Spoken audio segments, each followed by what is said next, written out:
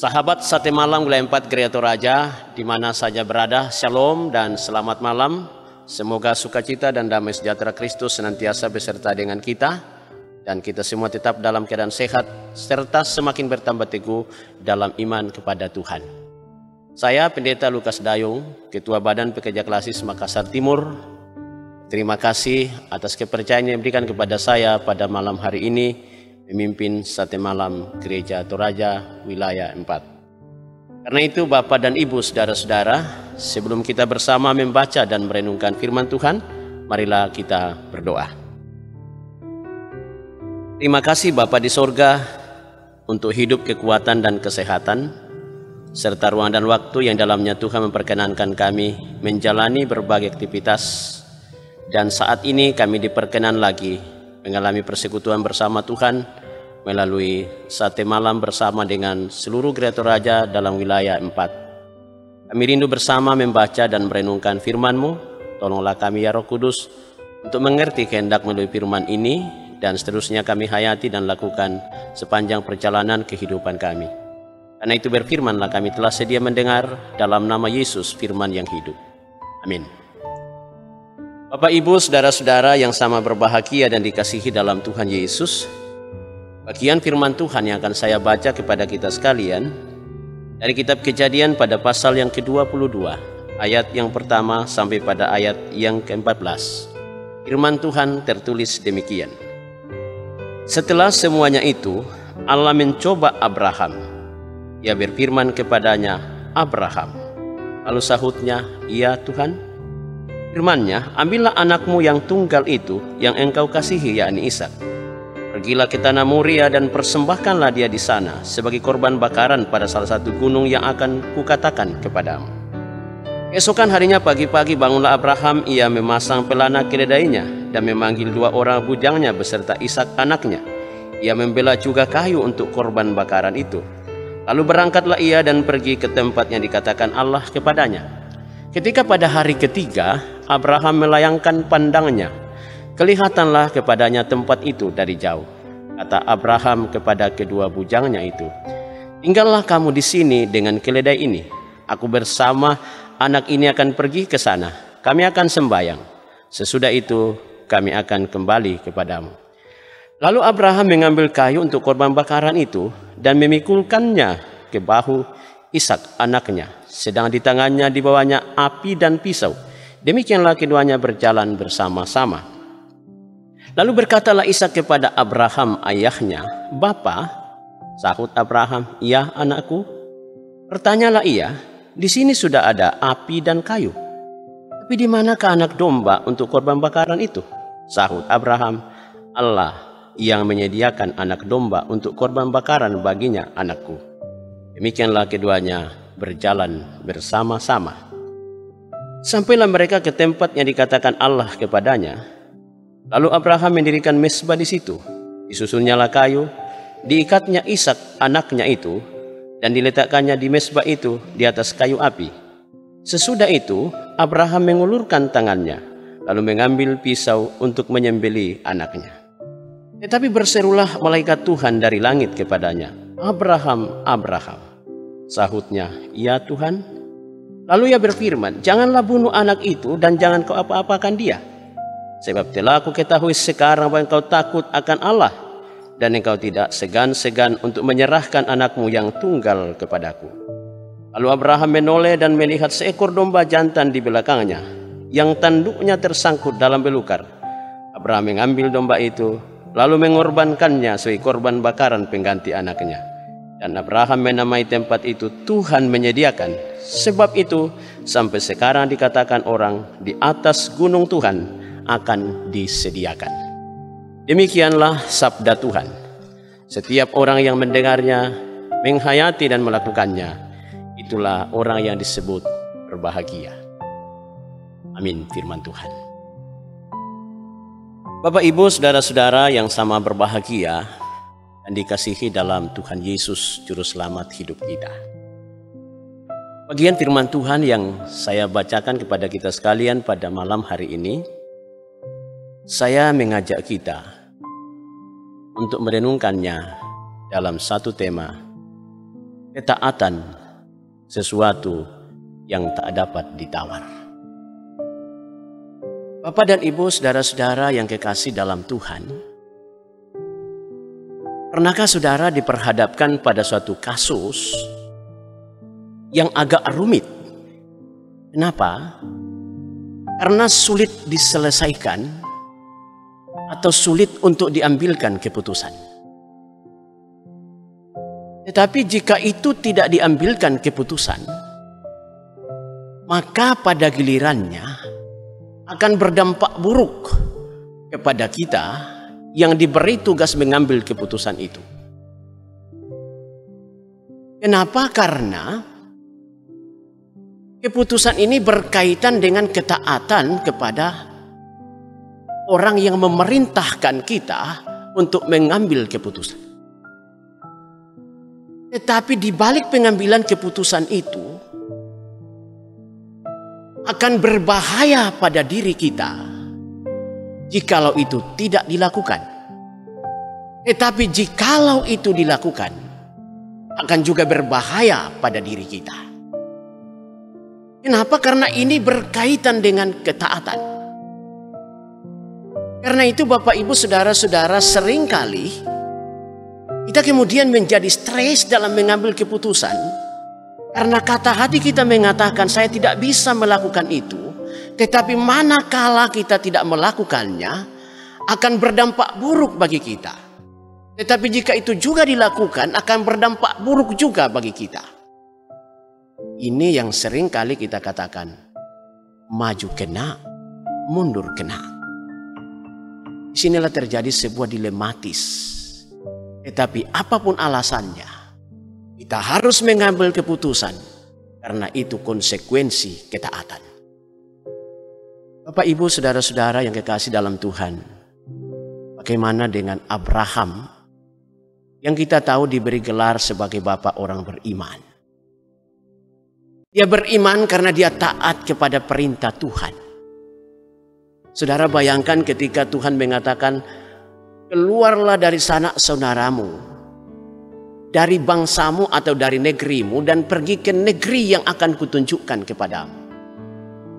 Alamatnya tidak jelas, dan dia harus meninggalkan zona nyamannya dan pergi ke sebuah daerah yang tidak jelas di mana alamatnya. Tapi saudara tahu, ia pergi. Lalu kemudian dalam perjalanan hidup seterusnya, ia terus-menerus berdoa kepada Tuhan karena merindukan sebuah hati. Lalu Tuhan berkenan, hadirlah seorang yang namanya Ishak, yang sekian lama dimohonkan kepada Tuhan. Lalu sebuah hati ini hadir. Menariknya saudara, di masa remajanya, Tuhan datang menawarkan sesuatu kepada Abraham yang sekaligus menguji kualitas iman Abraham. Bagaimana ia merespon permintaan Tuhan. Apakah permintaan Tuhan? Ambillah anakmu yang tunggal itu, yang engkau kasihi, yakni Ishak, dan pergilah mempersembahkannya di salah satu bukit di tanah Moria. Saudara perhatikan, anak yang dia kasihi. Lalu kemudian Tuhan minta, lebih lagi anak itu adalah anak tunggal. Saudara teringat Yohanes pasal 3 ayat 16. Karena begitu besar kasih Allah akan dunia ini, sehingga ia mengaruniakan anaknya yang tunggal, supaya barang siapa yang percaya kepadanya tidak binasa, melainkan beroleh hidup yang kekal. Anak yang dikasihi, yang harus kemudian diberikan kepada Tuhan. Dan dalam Yohanes, anaknya Tuhan yang dikasihi, dia berikan kepada kita. Persoalan kasih yang ada di sini adalah berimplementasi pengorbanan. Saudara, saya bisa bayangkan andaikan aku dan kamu jadi Abraham, bukan? Anak kita hanya satu. Prosesnya pun datang dalam hidup kita begitu rumit. Lalu kemudian di masa remajanya Tuhan katakan, berikan anakmu yang kau kasihi yang tunggal itu. Saya bisa bayangkan kepala Abraham seperti dipalu-palui kodam, bukan? Bagaimana bisa jadi begini? Kenapa bisa terjadi seperti ini? Tetapi ternyata Abraham tidak merespon secara negatif. Dia bergegas memanggil dua bujangannya, mempersiapkan segalanya berkaitan dengan pengorbanan itu. Mengambil kayu, mengambil keledai, lalu kemudian meletakkan kayu itu di atas keledai dan mengambil Ishak, berjalan bersama-sama dengan dia. Pertanyaannya, kenapa Abraham mau melakukan itu? Teman saya meyakini karena dia orang beriman, dia mengerti bahwa apa yang dia punya itu punyanya Tuhan, miliknya Tuhan. Ishak itu miliknya Tuhan, bukan miliknya. Ketika Tuhan minta, bagi Abraham tidak ada masalah. Saudara, dalam perjalanan apa yang terjadi? Dikatakan dalam teks tadi, pada hari yang ketiga tampaklah bagi Abraham tanah Moria itu, dan terbayanglah ia, sesaat lagi anakku akan dikorbankan di sana. Pada hari ketiga bagi Abraham adalah hari-hari perenungan. Kedukaan semakin mendekat terhadap dia. Anaknya akan mati di tangannya. Tapi pada hari ketiga adalah hari kebangkitan Kristus. Manusia dibebaskan dari dosa. Hari sukacita umat Allah. Tetapi bagi Abraham dalam teks ini adalah hari yang sangat penuh pergumulan. Tapi apakah orang yang bergumul, saudara, kemudian dia meratap, merau, menangis sejadi-jadi dan mengatakan, aku tidak mau Tuhan. Tapi dia katakan kepada bujangannya, tinggallah di sini. Aku dengan anak ini pergi berdoa. Saudara ingat waktu Tuhan Yesus berada di Taman Getsemani, bukan? Di puncak pergumulannya ia mengatakan kepada muridnya, tinggallah kamu di sini, aku mau berdoa. Doa Yesus minta kelepasan dari derita itu. Alkitab diam 1000 bahasa apa isi doanya Abraham. Tetapi iman saya meyakini Abraham bergumul secara pribadi dengan Tuhan terkait dengan persoalan ini. Itu berarti bahwa ketika kita menghadapi ujian, tantangan, dan pergumulan, di saat ketaatan kita diuji, menghadapi ujian-ujian hidup ini, satu-satunya solusi yang paling mujarab adalah berdoa. Itu sebabnya Yesus mengatakan dalam Matius 26 ayat 41, berdoalah kamu supaya jangan jatuh dalam pencobaan. Abraham sadari itu. Dan karena itu ia tegar dan melanjutkan perjalanan. Saya mau mengatakan, ada banyak ujian dan cobaan yang menantang perjalanan hidup kita di era ini, di zaman COVID-19. Tetapi pertanyaannya adalah, apakah kita berserah diri 100% kepada Tuhan? Apakah doa-doa kita curhat apa adanya kepada Tuhan? Terkait dengan berbagai persoalan hidup yang silih berganti kita alami, diakibatkan oleh virus ini. Kita kehilangan keluarga. Kita kehilangan orang yang kita kasihi, anak, suami, istri. Kehilangan pekerjaan. Tapi ingat, dalam doa kita mengerti apa maunya Tuhan bagi kita. Abraham merasakan itu. Tetapi saudara, dalam perjalanan selanjutnya apa yang terjadi? Yang terjadi adalah Ishak kemudian memantau apa yang sedang terjadi dalam perjalanan. Hasil pantauannya adalah, kenapa bapakku bawa pisau? Kenapa bawa kayu bakar? Sementara biasanya kalau bapak melaksanakan pengorbanan, dia biasa bawa domba. Tapi kali ini tidak. Bapakku begini. Maka saat itulah Ishak di usia remajanya bertanya, Bapak, di sini ada pisau, di sini ada kayu. Tapi mana dombanya? Di sini ujian logika akan dibenturkan dengan iman.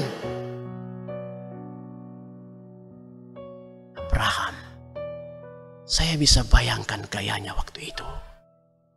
Mungkin tunduk tertegun dan mengatakan, oh Tuhan, aku mau jawab apa anakku ini?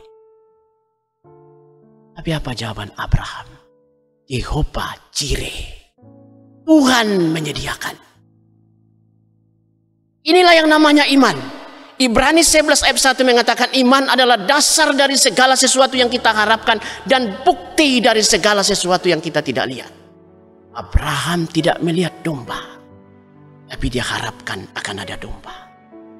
Sekaligus waktu itu saudara membuat Ishak anaknya yakin bahwa Tuhan pasti ada menyediakan domba dalam peristiwa ini.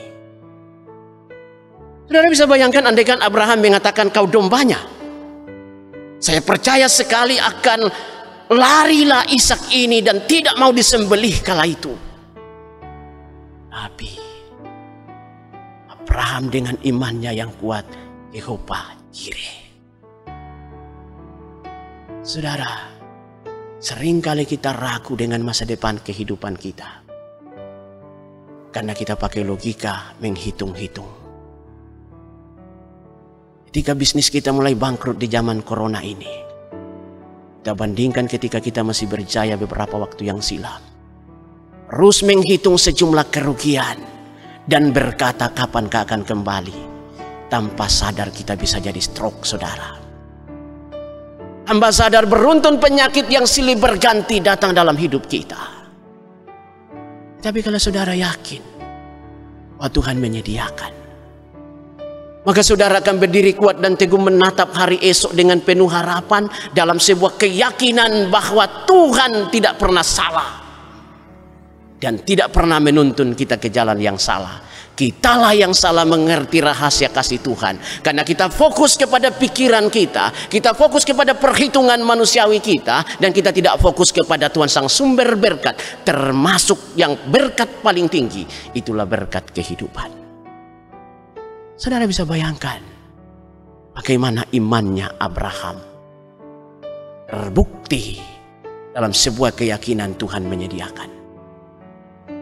Ketika ia tiba di salah satu gunung di Bukit Moria, ia persiapkan anaknya untuk disembelih, ditaruh di atas mezbah pembakaran korban, diayunkan pisau. Saudara bisa bayangkan seorang ayah yang anaknya mati di tangannya sendiri. Kira-kira bagaimana perjuangan Abraham, bagaimana pergolakan batin Abraham di saat dia mau menikam anaknya yang harus mati di tangannya sendiri. Oke, kalau sebelumnya Abraham biasa mengorbankan domba, tapi kali itu anaknya, saudara. Andaikan aku dan kamu jadi Abraham, kira-kira bagaimana gemetarnya jiwa kita untuk melakukan perkara itu. Tapi ternyata Bapak Ibu Saudara, Abraham bukannya munafik. Abraham bukannya pura-pura mengayunkan pisau untuk menikam anaknya. Karena ternyata Tuhan katakan, Abraham, Abraham, jangan kau apa-apakan anak itu. Aku mengerti isi hatimu. Karena ternyata engkau adalah orang yang takut kepada Tuhan. Dan saat itu saudara, menolehlah Abraham ke samping. Ternyata domba yang tersangkut tanduknya di belukar ada di sana. Betul kata-kata Yehova Jireh, Tuhan menyediakan. Karena itu saudara, jangan pernah meragukan kuasa dan kasih sayang Tuhan. Sepanjang saudara menjadi orang yang taat pada perintah Tuhan, Tuhan pasti mengarahkan saya dan saudara pada jalannya yang benar. Dan menyediakan berkat pada kita tepat pada waktunya. Tapi ingat, jangan percaya kepada Tuhan 99%. Percaya kepada Tuhan 100%. Seperti Abraham percaya kepada Tuhan 100%. Dan karena itu, Tuhan membuktikan berkatnya kepada dia. Bahwa ada domba yang saya sediakan. Yehova Jireh. Itu banyak kekhawatiran yang kita alami menghadapi COVID-19 di zaman ini. Tapi jangan ragukan kuasa Tuhan yang hadir dalam berbagai cara, menuntun, menjaga, dan memelihara hidup kita. Ada banyak cara Tuhan menjawab doa-doa kita kepadanya. Karena Tuhan itu, Tuhan Maha mengerti, Maha tahu apa yang kita butuhkan. Sepanjang kita menjadi orang yang setia dan taat kepada Dia sebagai jawaban iman kita atas keselamatan yang kita terima dari Dia, kita buktikan dalam ketaatan beriman kepadanya. Mari bersama-sama kita berdoa. Terima kasih Bapa di sorga, kami diperkenan malam hari ini merenungkan kebenaran firman-Mu yang meneguhkan iman kami bahwa tidak ada pilihan lain. Kami harus taat kepada perintah-Mu karena Engkau Allah yang tidak pernah salah dan tidak akan pernah menuntun kami ke jalan yang salah. Lalu banyak hal yang kami tidak mengerti, sehingga seakan-akan dalam hidup kami Tuhan sudah mengantar kami ke jalan yang salah. Oh Tuhan, kuasai kehidupan kami. Yakinkan kami senantiasa bahwa Tuhan menyediakan berkat-Nya bagi kami dalam berbagai bentuk, sepanjang kami terus berserah diri 100% kepada Tuhan, dan Engkau yang akan menuntun kami pada jalan-Mu yang benar. Berkati kami semua dalam keluarga masing-masing, dalam tugas dan pelayanan yang Tuhan percayakan. Jadikan kami hamba-hamba yang sabar dan setia mengabdi bagi Tuhan atas setiap pekerjaan yang Tuhan percayakan. Berkati anak-anak kami dalam pertumbuhan, dalam studi, juga dalam pekerjaan-pekerjaan mereka. Jadikan kami Bapa dan Ibu rumah tangga yang selalu sabar dan setia, saling mengasihi, saling menopang, saling menghargai. Jadikan kami hamba-hamba-Mu yang tulus dan rendah hati melayani Tuhan. Karena sesungguhnya kelak pelayanan ini akan dipindahkan ke orang lain ketika Tuhan tidak perkenankan kami lagi mengangkat tugas itu, entah karena usia kami atau berbagai keterbatasan. Demikian kami berdoa untuk pemerintah, bangsa dan negara kami, diberkatilah kiranya, supaya negeri ini selalu aman dan damai. Berkati pemerintah kami Bapa, untuk selalu berhikmat mencari solusi bagaimana memutus mata rantai virus ini, sehingga tidak menghalangi kami membangun kehidupan kami, mencari berkat-Mu yang tersedia di jagat raya ini. Secara khusus Bapa, pengurus Sinode Wilayah 4 Gereja Toraja kiranya terus diberkati dalam fasilitasi klasis-klasis yang ada di Wilayah 4, dalam mengemban amanat pelayanan lewat berbagai program yang telah kami sepakati bersama. Secara khusus yang mengurus sate malam, Tuhan berkati semua agar senantiasa sehat, kuat, berhikmat memfasilitasi kegiatan ini. Kiranya apa yang kami lakukan dalam sate malam pada kesempatan ini sungguh menjadi kepujian dan kemuliaan bagi Tuhan. Berkati setiap kami dalam menapaki hari esok dengan penuh harapan. Mohon ampun Bapa jika ada salah dan dosa yang pernah kami lakukan. Dengar doa kami dalam nama Tuhan Yesus. Amin. Bapak, Ibu, Saudara-saudara, sebelum kita menutup ibadah ini, kita akan mendengarkan sebuah pujian yang berjudul Tuhan Menyediakan.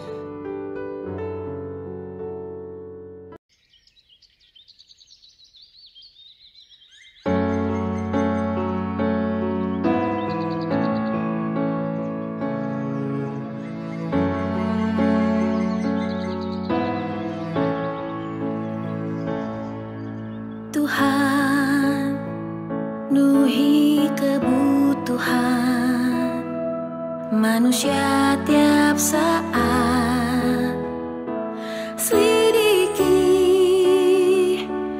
pikiran dan hati mereka, dan memberikan mereka kenyamanan, menguatkan dan menuntun mereka untuk yang mengasihinya dan yang mengikutinya. Tuhan tak menahan, semua berkat-Nya akan diberi. Tiap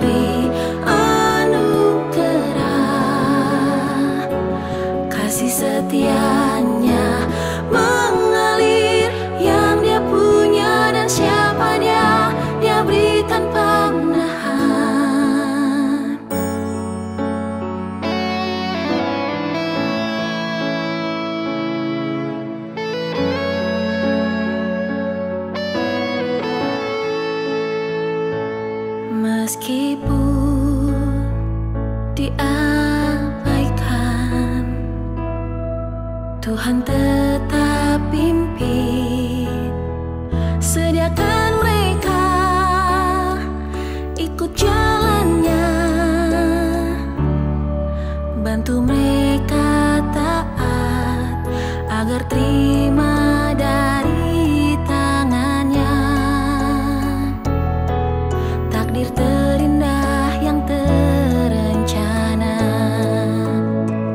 untuk yang mengasihinya dan yang mengikutinya. Tuhan tak menahan semua berkat-Nya akan diberi. Dia beri anugerah, kasih setia-Nya mengalir yang Dia punya, dan siapa Dia beri tanpa menahan.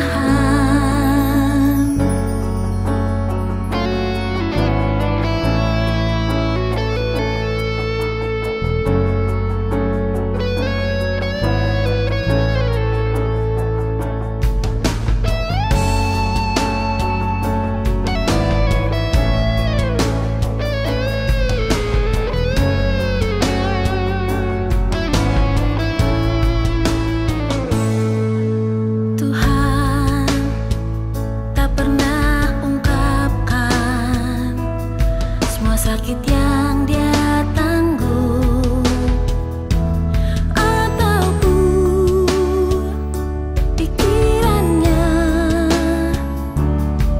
tak ada keluhan saat tiada yang mengerti. Dia tunggu suatu hari mereka bangun untuk yang mengasihinya dan yang mengikutinya. Tuhan tak menahan semua berkat-Nya akan diberi. Dia beri anugerah, kasih setia-Nya mengalir yang Dia punya, dan siapa Dia beri tanpa menahan. Yang Dia punya dan siapa Dia beri tanpa menahan. Yang Dia punya dan siapa Dia beri tanpa menahan.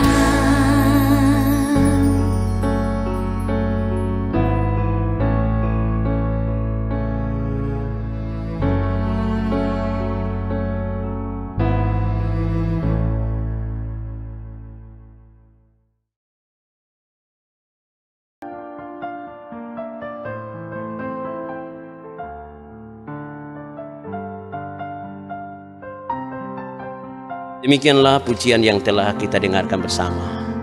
Kiranya Tuhan menolong kita untuk menghayati dan menikmati pujian itu seiring dengan firman yang telah kita renungkan bersama. Bapak, Ibu, saudara-saudara yang sangat berbahagia dan dikasihi dalam Tuhan, demikianlah satu malam yang kita alami bersama pada kesempatan ini. Selamat kepada Bapak, Ibu, saudara-saudara menikmati peristirahatan malam hari ini.